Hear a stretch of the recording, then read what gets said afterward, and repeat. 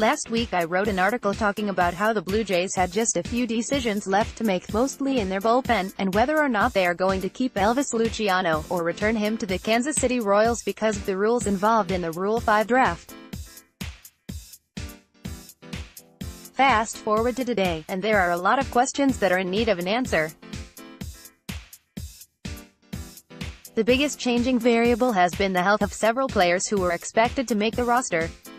John Axford was diagnosed with an elbow injury and has since been released, and Ryan Tepera is still being evaluated, with his timetable for return very much up in the air right now.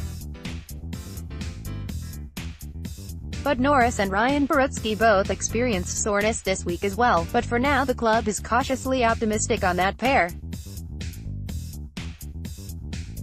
However, Dalton Pompey was also expected to challenge for the 25th spot on the roster, and he's now been diagnosed with a concussion. The rash of injuries have changed the dynamic of both the 25-man and 40-man roster.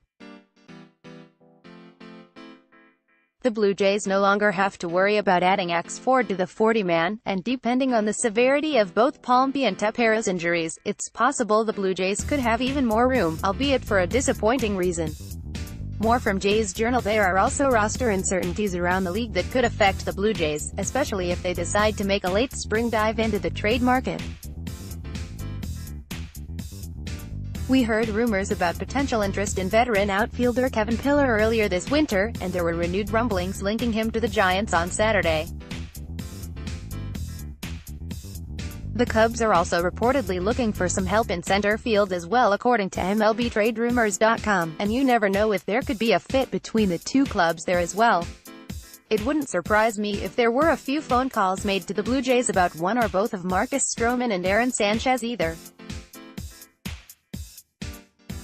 There was rumored interest in both earlier this winter as well, especially Stroman, and with a strong and healthy spring from both pitchers, it's possible that starter-needy teams are more comfortable dealing for them now, and might be more willing to deal from their own pile of assets.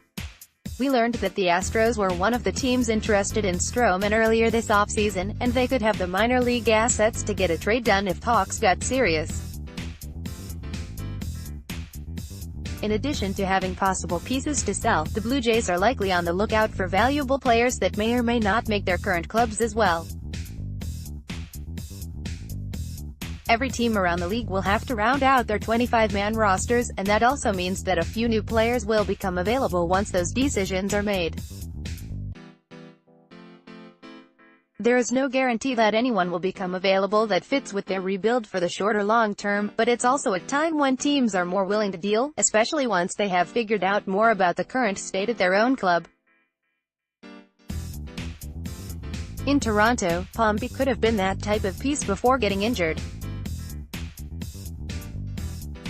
If he didn't make the team, and out of minor league options, chances are the Blue Jays would have looked to trade him rather than risk losing him for nothing. Next, Max Pentecost leaves camp, weighing his options. So while it's usually a time when the roster is more or less figured out, the Blue Jays suddenly have a lot of questions to answer, and a lot of potential to shake things up again before the season gets underway.